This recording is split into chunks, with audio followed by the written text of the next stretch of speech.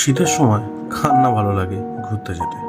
মাসের শেষ, চিন্তা তো লেগেই থাকে, তবুও সব কিছু চিন্তাকে পাশে রেখে বেরিয়ে গেলাম সমুদ্রের মজা নিতে। একটু না হয় খাওয়া দাওয়াটা বেশিই হবে। তো আজ সমুদ্রের আমেজ নিতে আমি চললাম পশ্চিমবঙ্গের অন্তর্গত সবার প্রিয় এক উপকূলবর্তী অঞ্চল মন্দারমণি। ভিডিওটি দেখতে থাকুন আর এই শীতে সমুদ্রের মজা নিতে থাকুন। শুরু হতে চলেছে কলকাতা টু মন্দারমণি 2023 সালের শেষ অধ্যায়। Good afternoon from Kolkata. অনেক দিন পর তোমাদের সঙ্গে দেখা, আশা করি সবাই ভালো আছো।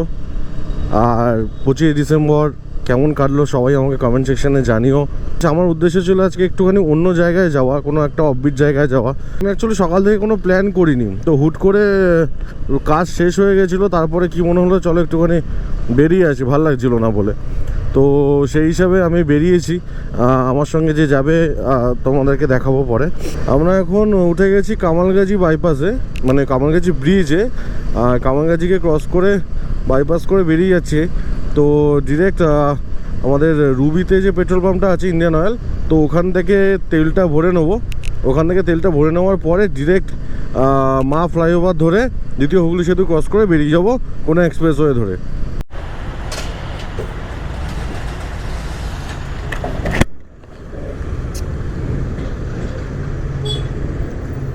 মোটামুটি ফুল ট্যাঙ্কি করে নিয়েছি। 923 টাকা 924 টাকার আর কি পেট্রোল ভরলাম। কালকে 500 টাকার মতো ভরেছিলাম। আমরা এখন বিদ্যাসাগর সেতুতে উঠে গেছি। জাস্ট সামনে আছে দ্বিতীয় হুগলি সেতু। আমরা দ্বিতীয় হুগলি সেতু জাস্ট ক্রস করে কোনো এক্সপ্রেস ধরে ডান দিকে যে রাস্তাটা আছে সোজা, সেই রাস্তাটা হয়ে আমরা বেরিয়ে যাব। এখন বাজে হচ্ছে 4:14। প্রায় আমাদের কলকাতা ছাড়তে 45 মিনিট লেগে গেল। মানে কলকাতা ছাড়তে ইন দ্য সেন্স ওই রুবি থেকে শুরু করে, আমরা রুবি না অ্যাকচুয়ালি যেখান থেকে বাড়ি থেকে দ্বিতীয় হুগলি সেতু ক্রস করতে করতে এত জ্যাম ছিল রাস্তায়, প্রায় 45 মিনিট লাগলো। অন্য সময় কিন্তু 20-25 মিনিটের কাজ হয়ে যায়, সেই জায়গায় আজকে 45 মিনিট লাগলো। তো যাই হোক, এই বাসগুলো এত চেপে দিচ্ছে তখন থেকে পিছন দিক দিয়ে, কি বলবো। আর রাস্তাটা ছোটো করে দিয়েছে, তোমাদের আগের ব্লগেও তোমরা যদি দেখে থাকো তোমরা জানতে পারবে। রাস্তা দুটো ছোটো করে দিয়েছে দুদিকে, যার জন্য একটু জ্যাম তো হচ্ছেই। কারণ কেন অফিস টাইম, মানে অফিস স্কুল এখন ছুটির টাইম। আমরা বাঁদিকে রাস্তাটা নিয়ে নেবো, মানে নিচের দিক থেকে সোজা রাস্তাটা দিল্লির দিকে চলে যাচ্ছে। আর বাঁদিকে আমরা টুয়ার্ডস কোলাঘাট, দীঘা, পাঁশকুড়া ওই দিকটা নিয়ে নিলাম। তো আমরা এখন উঠে গেছি NH-16-এ। NH-16 মনে হয় যতদূর সম্ভব। তো আমরা একটু আগিয়ে যাই, কারণ যতটা দিন পাবো না, দিন থাকতে থাকতে আমরা যতটা এগিয়ে যাব ততটা আমাদের সুবিধা। কারণ না হলে ওয়ান ওয়ে নন্দকুমারের পর থেকে ওয়ান ওয়ে যেটা পড়বে, সেখানে সামনে থেকে সে লাস্ট যখন আমি এইদিকে গেলাম হচ্ছে আমার ভাইয়ের বিয়েতে, তো তখন আমি তোমাদের দেখিয়েছি, বলেছিলাম যে ওই ওয়ান ওয়ে রাস্তায় খুব প্রচণ্ড প্রবলেম হয়। সামনে থেকে যখন লাইটে আলোটা পড়ে না, প্রচণ্ড প্রবলেম হয়। তো সেইটা একটু ক্রস করতে চাই, কিন্তু পারবো না, আমিও জানি। আরও তাড়াতাড়ি বেরোনো উচিত ছিল। তো যাই হোক, হঠাৎ করে প্ল্যান করেছি, এটাই এরকমভাবেই যাই আমি। এরকমভাবেই অ্যাকচুয়ালি প্রত্যেকটা মানুষের এরকমভাবে যাওয়া উচিত, তাহলে মিশনগুলো সাকসেস হয়। সেই কলেজ লাইফ থেকে হ্যাঁ চলো যাবো, ঘুরতে যাবো, এই করবো ওই করবো, সে করা কিছু আর হয় না এরকম করে না করলে। তোমরা দেখতে পাচ্ছ মেন মানে ন্যাশনাল হাইওয়েতে কীভাবে তিনজনেই যাচ্ছে একটা গাড়িতে, আবার হেলমেট ছাড়া। অসাম ভাই, অসাম। আপনাদেরই হবে, এটা উচিত না। যাই হোক, তো এখন বাজে 5:17। আমরা চলে এসেছি কোলাঘাট, ঢুকে গেছি। একটু জাস্ট চা খেয়ে বেরোবো, আর বেশি লেট করবো না। আমরা কোলাঘাট ঢুকে গেছি, এখন একটু চা খাচ্ছে। বাইরের যা মশা, ক্যামেরাতে সামনে লেগেছিল। আমি যখন ভিডিওটা ছাড়বো, যখন সামনে দেখতে হবে ক্যামেরার ওপরে ওই ছোটো ছোটো যে এইগুলো, কী বললাম বল না, পোকা ক্যামেরার মধ্যে লেগেছিলো। এসে এগুলো পরিষ্কার করলাম, হেলমেটের মধ্যে পুরো পোকা লেগে গেছিলো, পরিষ্কার করে। যাই হোক, চাটা খেয়ে নিই এখন। তোমরা দেখতে থাকো আমার এই ভিডিওটি পুরো, ডোন্ট স্কিপ। তো এখান থেকে চাটা খেয়ে আমরা এখন বাজে হচ্ছে 5:55। আমি একটু জাস্ট 7 ঘন্টা একটু রেস্ট নিয়ে নিলাম। কারণ কেন রাস্তায় এত পোকা, ওই সন্ধ্যাবেলার টাইমটা মানে গাড়ি চালানো খুব রিস্ক। মুখের মধ্যে ঢুকে যাচ্ছে, হেলমেটের মধ্যে লেগে যাচ্ছে, ক্যামেরার মধ্যে লেগে যাচ্ছে। এখন বাজে 5:55। আমি ননস্টপ যাব এখন, যতটা যেতে পারি আর কি ততটা যাব, তারপর একটু হল্ট নেব। এখন যাই না, মোটামুটি ইচ্ছা আছে নন্দকুমার ক্রস করে হেরিয়া ফেরিয়া ক্রস করে চলে যেতে। তার আগে দাঁড়ানোর কোনো ইচ্ছা নেই। সোজা রাস্তাটা চলে যাচ্ছে তোমার পাঁশকুড়া, চেন্নাই, আর আমরা জাস্ট বাদিকে নিয়ে নেবো টুয়ার্ডস নন্দকুমার। রাস্তা কিন্তু খুব ভালো, পুরো মাখনের মতো রাস্তা। চলো আমরা একটু এগিয়ে যাই। তোমাদের সন্ধ্যেবেলা বেশি কিছু দেখানোর নেই, সামনে লাইট পড়ে তোমরা বুঝতেও পারবে না হয়তো অতটা। ঠান্ডা লাগছে এবারে, চলো এগিয়ে যাই আমরা একটু।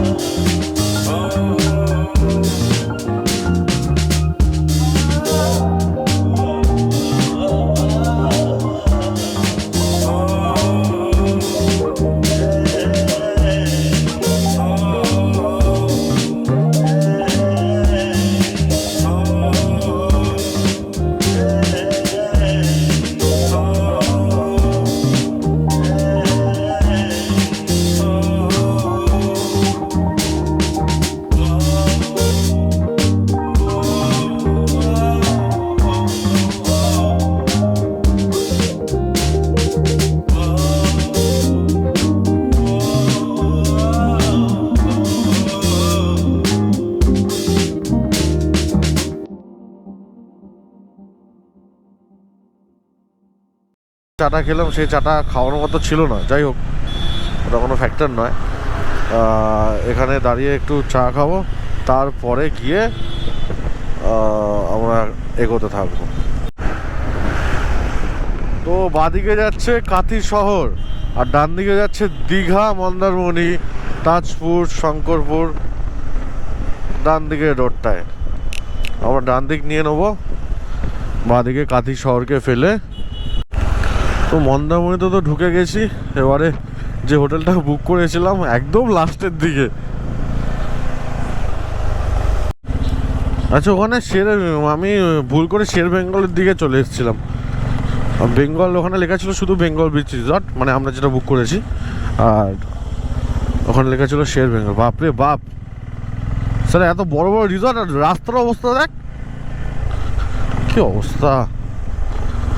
গাড়িটা আমার বালিতে বালি হয়ে যাবে, আবার কলকাতায় গিয়ে পরিষ্কার করাতে হবে। ভাই বেঙ্গল বিচ রিসর্ট খুঁজতে গিয়ে তো কোথায় রে ভাই Bengal beach resort?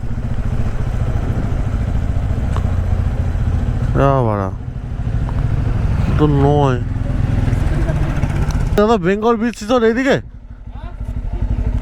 Bengal beach resort.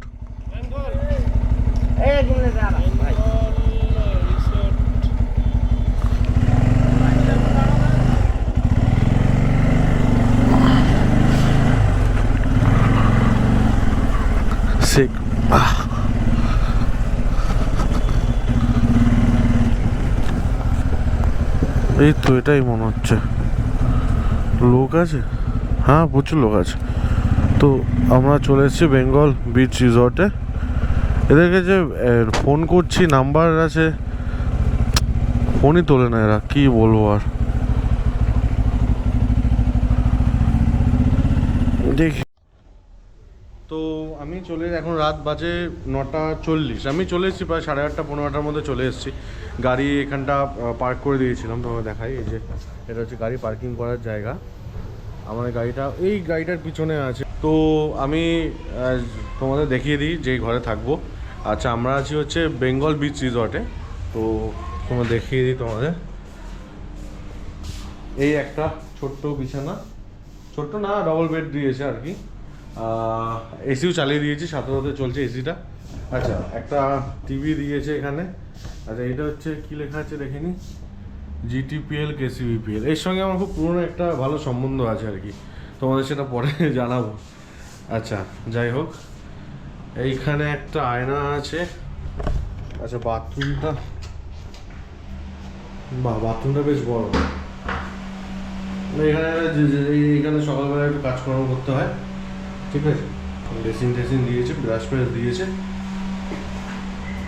তোমরা যদি এখানে আসতে চাও, আমি ডেসক্রিপশানে লিঙ্ক দিয়ে দেবো, নাম্বার দিয়ে দেবো, হোটেলে কথা বলে নেবে। খুব বেশি প্রাইসও নয় এদের, ব্রেকফাস্ট ইনক্লুডেড নিয়ে এদের বেশি প্রাইস নয়। চলো এখন একটু ফ্রেশ হয়ে নিই, ফ্রেশ হয়ে নিয়ে যদি আমরা বাইরে যাই, ঠিক আছে। কারণ রাত্রিবেলা এখন আর ইচ্ছা নেই, সব 5টায় বেরিয়ে 4:30 বেরিয়েছি, এখন বাজে 9:30। তো চলো ফ্রেশ হয়ে একটু খাওয়া দাওয়া করে শুয়ে পড়ি। কালকে সকালবেলা উঠে তোমাদের সঙ্গে কথা হচ্ছে, দেখাবো তোমাদের চারদিকটা ঘুরে, হোটেলটার রিসর্টটার পুরোটা চারদিকে ঘুরে তোমাদের দেখাবো। চল। Good morning from Mandarmani. তো গতকাল রাত্রিবেলা আমরা এসেছিলাম বেঙ্গল বিচ রিসর্টে। তো এখন সকালবেলা জাস্ট উঠেছি, বেশ চারদিকটা ঘুরে দেখলাম, খুব সুন্দর জায়গাটা, রিসর্টটা খুব সুন্দর। সকালবেলা কালকে রাত্রিবেলা আমাকে ফোন করেছিল আমার আরেক বন্ধু, যে তোমরা সবাই চেনো, গৌরব বলে। তো সে রাত্রিবেলা ফোন করে বললো যে গেলি বললি না, তা বললো আমরা সকালবেলা আসছি। তো 7টার সময় ফোন করে বলে যে আমি কোলাঘাট চলে এসেছি, ঠিক আছে, একটা হোটেল হোটেল একটা রুম দেখতে। তার জন্য রিসেপশনে কথা বললাম, বললো এখনও পর্যন্ত খালি নেই, খালি হলে জানাবে, আর নাহলে অন্য হোটেলে থাকতে হবে আর কি। তো যাই হোক, এখন বাজে হচ্ছে 8:10।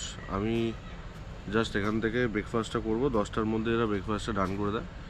ব্রেকফাস্টটা করে বেরিয়ে যাবো। তখন একটু চারদিকটা ঘুরিয়ে দেখিয়ে দিই। সামনে সোজা যেটা আছে রাস্তাটা, ওটা হচ্ছে এন্ট্রান্স, হোটেলের এন্ট্রান্স হচ্ছে সোজা রাস্তাটা। আর এইটা হচ্ছে বিচের রাস্তাটা, মানে এই গেটটা খুললেই বিচ, তোমরা সবাই দেখতেও পাচ্ছ হয়তো সকালবেলা। আর এইখানে সবথেকে খুব ভালো লাগলো আমার, আমি মোটামুটি মন্দারমণিতে প্রায় 15 থেকে 16খানা, 14 থেকে 15খানা হোটেলে রিসর্টে আমি থেকেছি, কিন্তু লয়ার্স হচ্ছে আমার কাছে সব থেকে বেটার মন্দারমণির মধ্যে, ঠিক আছে, মানে সব দিক থেকে আর কি। এখানে আমি একটা জিনিস দেখলাম, এদের যে পুলটা না পুরো কাচের মতো, জলটা পুরো কাচের মতো। দেখাচ্ছি তোমাদের, পুলটা পুরো কাচের মতো, দেখো পুরো নিঃশব্দ দেখতে পাবে। আর অন্যান্য দীঘার কথা বাদ দিন, দীঘার যে পুল থাকে আর কিছু বলার নেই, এগুলো গোলা। এরকম একটা বিল্ডিং আছে, দোতলা, জাস্ট এরকম রাউন্ড করে ওপরে, এরকম লম্বা করে ওপরে বিল্ডিংটা আছে, ওখানে গান ফান চালায়।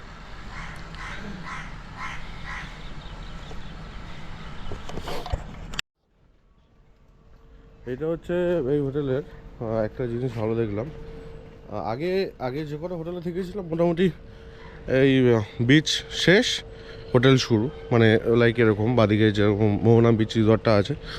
কিন্তু এইখানে যেটা দেখলাম,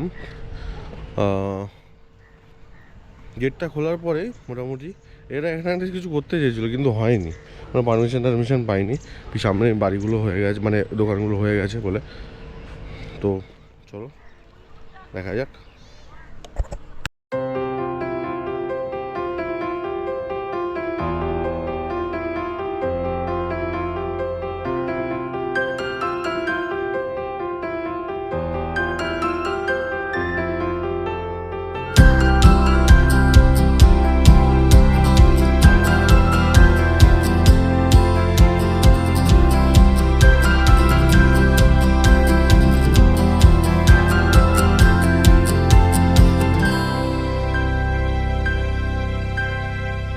এখন মন্দারমণি বিচে আছি, জাস্ট আমাদের হোটেল থেকে বেরিয়েই সামনে বিচটায় চলে এসেছি।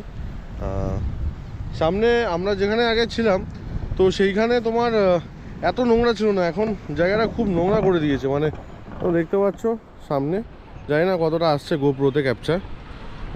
এই যে সব দোকানগুলো আছে না, সব দোকানে এত দোকান থাকে না অ্যাকচুয়ালি সামনের দিকটা, যেহেতু একদম লাস্ট। তো এই যে দোকানে যত খাবার নোংরা আবর্জনা সব এই সামনে ভর্তি। তো এসছি হচ্ছে ব্রেকফাস্ট করতে। ব্রেকফাস্টে কী আছে দেখিয়ে দিই। এই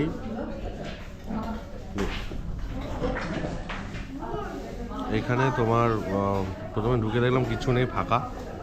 তারপরে কিছুক্ষণ পরে দেখলাম সব আস্তে আস্তে ভর্তি হচ্ছে। চলো খেয়ে নিই, তারপর কথা বলছি মনের সাথে।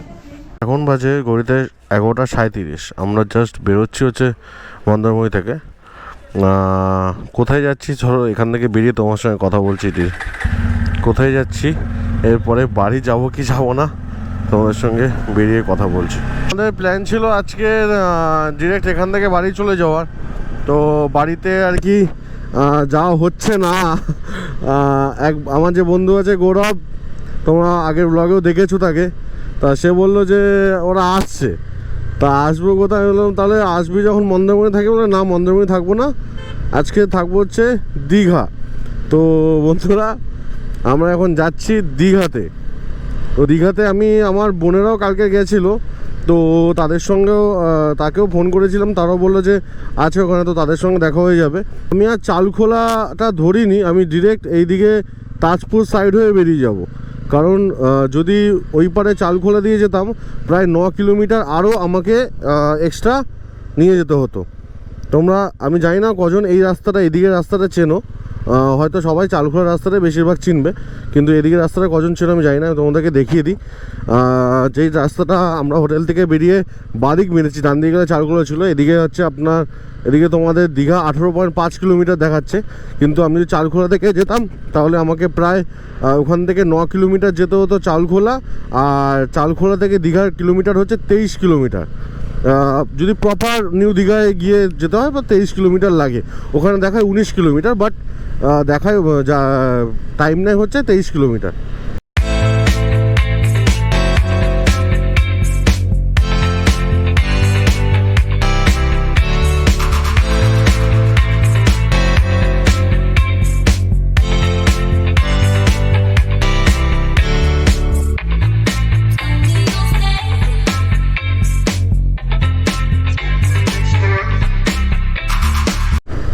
লাস্ট টাইম যখন এসেছিলাম এই রাস্তাটা দিয়ে, তখন রাস্তাটার কাজ চলছিল।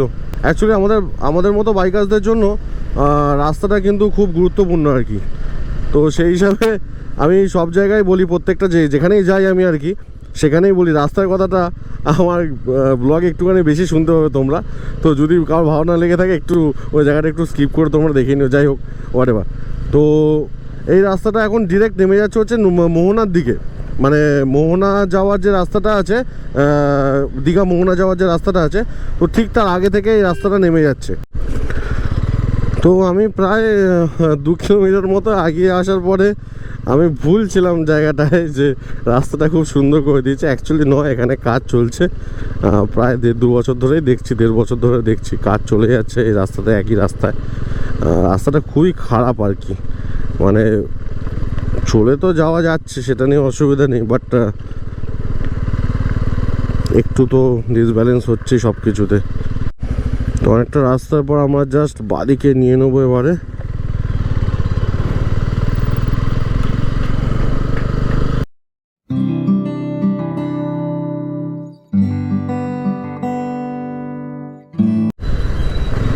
তো জাস্ট আমরা এখন ঢুকে গেছি দীঘা, মানে এটা হচ্ছে ওল্ড দীঘা। আমরা ওল্ড দীঘা থাকবো না, ওল্ড দীঘায় ভালো হোটেল ফোটেল নেই আর কি। তো একটুখানি সামনে এগিয়ে যাব নিউ দীঘার দিকে, নিউ দীঘাতেই থাকবো। তো আমরা চলে এসেছি এখন হোটেল ইন্ডিয়া দীঘাতে। এই হচ্ছে ব্যালকনি, একদম 4th ফ্লোরে নিয়েছে, একদম উপরে। তোমাদের রুমটা আমি দেখাচ্ছি। এই হচ্ছে, খুব সুন্দর সাজিয়ে রেখেছে বিছানা। আচ্ছা আচ্ছা, আগের দিন মন্দারমণিতে জিটিপিএল ছিল, এখানে আমার সিটি। চলো, এটাও আমার কাজে লেগে যাবে। আচ্ছা, একটা এসিও আছে। আচ্ছা, বাথরুমটা ঠিক এরকম। বা মন্দারমণির ওই বাথরুমটা নেই, এই বাথরুমটা অনেক বেটার। টিভিও দিয়েছে স্যামসাংয়ের। এখানে আমার একটা আয়না বড়। বাহ। তো যাই হোক, ওর জন্য দুবার করে আমাকে খাটতে হলো বলে 2 জায়গায়। কালকে চলে আসছে ওরা, হয়ে যেত মোটামুটি। আবার ওরা আসছে আজকে। ঠিক আছে, চলো, কোনো ব্যাপার না, ভাইদের জন্য একটুখানি তো করতেই হয়। তো চলো একটুখানি ফ্রেশ ট্রেশ হয়ে নি। কী আর ফ্রেশ হবো, জামা কাপড় তো একটা দুটো এনেছি, আর কি বলবো। যাই, একটু ঘুরে আসি, 20 তারিখ ঘুরে আসি, পরে কথা বলছি তোমাদের সঙ্গে। তো আমি হোটেল থেকে বেরিয়ে আমি চলে এসেছিলাম দীঘার বিচে। তো এসে দেখি এত লোকজনের সমাগম। অ্যাকচুয়ালি 25 ডিসেম্বর গেছে, 31 ডিসেম্বর সামনে, তো তাই জন্য এত ভিড় মনে হচ্ছে, নাহলে এত ভিড় থাকে না এমনি। তো আমার দিদি, তারপরে দিকে পিসি, বোন, এদের সঙ্গে দেখা হয়ে যায়, ওরাও এসেছিলো, তোমাদের আগেও বলেছি আমি। তো এই পিসি হচ্ছে আমি যার কাছে পড়তাম, আমরা ছোটোবেলায় পড়াশোনা করতাম এই পিসির কাছে। এই এক ছোটো ভাই, এই আমার বোন পাশে, এটা হচ্ছে আমার বোন, আমার পিসির মেয়ে। আমার নিজের পিসি পিছনে আছে ওরা। তো আর এই একজন কাকিমা এসছে, আমার পাড়ায় থাকে, এই বোনটাও এসছে। এই বোনটা, তোমার এক চ্যানেল আছে, তখন বলছিল যে আর কি চ্যানেলটা সাবস্ক্রাইব করে দেওয়ার জন্য। আর তখন এটাও বলছিল যে আমার চ্যানেল, দাদার চ্যানেলটা যাতে সাবস্ক্রাইব করে দেয়। তো সেই হিসাবে আর কি আমরা এনজয় করছিলাম মোটামুটি অনেকক্ষণ, প্রায় একসঙ্গে ছিলাম। ওরা স্নান করতে যাচ্ছিলো, আর আমি তো ড্রেস আনিনি, আমার পক্ষে স্নান করতে যাওয়া মানে পসিবলই ছিল না আর কি। তো ওদের ব্যাগগুলো আমি ধরেছিলাম। তো সেদিনকে কিছু দেখানোর ছিল না, আমরা জাস্ট হোটেল ইন্ডিয়াতে আমরা ছিলাম, এই হোটেলটা। তো সামনে আমরা একটা রাস্তার ওপরেই ছিলাম আর কি। তো এটা তো আমি বেরিয়ে যে আমাদের সেদিনকে দেখানোর কিছু ছিল না। তো আমি যখন গাড়ি নিয়ে বেরোতো, সামনে জাস্ট কিছুটা এগোনোর পর আমি মাথায় আসে যে জগন্নাথ ধামটাই তো দেখা হয়নি। তো গাড়ি নিয়ে চলেছে এখন জগন্নাথ ধামের সামনে। তোমাদেরকে একটু দেখিয়ে দিই জগন্নাথ ধাম। সামনে জগন্নাথ ধাম নতুন তৈরি হচ্ছে, পুরীর যেমন জগন্নাথ মন্দির, দীঘাতেও নতুন করে এটা তৈরি হচ্ছে। তো তোমরা দেখতে থাকো। Good morning. তো এখন বাজে সকাল 11:17। কালকে এসে পৌঁছেছিলাম নিউ দীঘাতে, নিউ দীঘায় হোটেল ইন্ডিয়াতে ছিলাম আমরা। এখন দীঘাকে ডান দিকে ফেলে যাচ্ছি কলকাতার দিকে। এখন বাজে হচ্ছে ঘড়িতে 11:17। গতকাল আমার বোন, পিসিরা, ওদের সঙ্গে দেখা হয়ে গেছিলো। তো তাদের সঙ্গে একটু জাস্ট টাইম স্পেন্ড করেছিলাম। তো ব্লগটা আমি আর করতে পারিনি তারপরে। তো আমি আসার সময় তোমাদের দেখাতে পারিনি, যেহেতু সন্ধ্যা হয়ে গেছিলো। তোমরা দেখো, এই যে ব্রিজটা, এই আগে আমরা কি করতাম, আমরা নিচ দিয়ে যেতে হতো আমাদের। এই ব্রিজটা চালু করে দিয়েছে, গাড়ি এখন চলাচল করা শুরু হয়ে গেছে। তো ব্রিজটা তখন আমি যখন চালিয়েছিলাম সন্ধ্যাবেলা ছিল, অতটাও তোমাদের দেখাতে পারবো না বলে আমি আর কি ভিডিওটা করিনি। তো তোমরা দেখতে পাচ্ছ জাস্ট ফাটাফাটি মাখনের মতো আর কি রোডটা। এই যে নিচ থেকে যে রেল লাইনটা আছে, ঠিক আছে, এটাকেই বাইপাস করার জন্য, কারণ নিচে প্রচণ্ড জ্যাম হয়। তো ওটাকে বাইপাস করার জন্য আর কি এই ব্রিজটা অনেক দিন আগে থেকে কাজ হয়েছে, কিন্তু চালু ছিল না। আমি ফার্স্ট টাইম এসে ব্রিজটা চালু পেলাম আর কি। Good afternoon. এখন বাজে হচ্ছে ঘড়িতে 3:08। আমরা চলে এসেছি কোলাঘাটের অর্কিড বলে একটা রেস্টুরেন্টে। তো আমি অর্ডার দিয়েছি মাটন আর হচ্ছে ভেজ থালি। তো খাবারটা আসুক, তোমাদেরকে দেখাচ্ছি আর কেমন খাবার, তো সেটা রিভিউ আমি তোমাদের দেবো। তুই কী অর্ডার দিয়েছিস দেখি? আমি একটা মটন বিরিয়ানি অর্ডার দিয়েছি, আর তুই?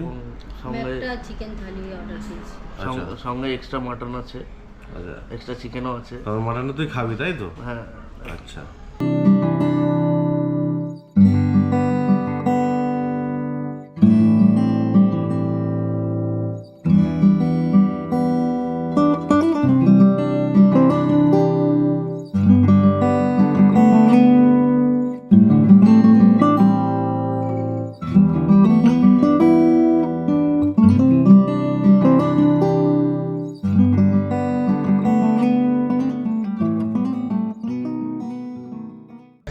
খাবারগুলো দিয়েছিল তোমাদের দেখালাম, জাস্ট 5 থেকে 7 মিনিট হয়েছে। তারপরে টেবিলটার হালটা ঠিক এরকম। হে প্রভু, কে হুয়া? ভালো ভালো লাগলো খাবারটা ভাই। মাটনটা খুব সুন্দর ছিল। চিকেনটা অসাধারণ ছিল। সেরা ছিল, ভালো খেতে। মোটামুটি আমরা যেভাবেই কোলাঘাট থেকে এদিকে আসলে, কোলাঘাটের এদিকে আসলে এই হোটেলটা ছাড়া খাই না। অনেক বড় বড় হোটেল আছে, কিন্তু এই হোটেলটা আমাদের কাছে বেস্ট। কি বলিস? তোমায় দেখিয়ে দিই, একদম ছোট্ট, বেশি বেশি বড় না, দেখে নাও। এই দেখো, 2, 4, 6টা টেবিল আছে। খাবার খুব সুন্দর, মানে মাটনের পিসগুলো এত নরম নরম ছিল। ভেজ থালি এখন বেস্ট। ভেজ থালিও বেস্ট এখানে। আমার দিয়ে দেখা।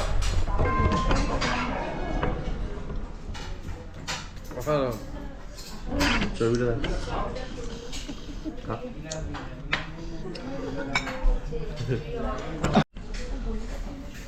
তো এখন বাজে হচ্ছে 4টে বাজে 10, 3:50। তো আমরা এখান থেকে ডিরেক্ট বাড়ির দিকেই যাবো, আর মাঝখানে কোথাও দাঁড়ানোর সিন নেই। খুব বেশি হলে 1.5 ঘন্টা লাগবে কোলাঘাট থেকে বাড়ি, আমাদের বাড়ি। তো এই ভিডিওতে দেখানোর মতো আর কিছু নেই। দেখা হচ্ছে তোমাদের সঙ্গে পরের ব্লগে। ততক্ষণ মধ্যে টাটা, সবাই ভালো থেকো, সুস্থ থেকো। আর খাওয়া দাওয়াটা, আমরা যেখান থেকে খাওয়া দাওয়াটা খেয়েছি, অবশ্যই তোমরা যদি কোলাঘাটের এদিকে আসো অবশ্যই ভিজিট করো, দেখো, খেও, খুব ভালো। চলো টাটা। টাটা।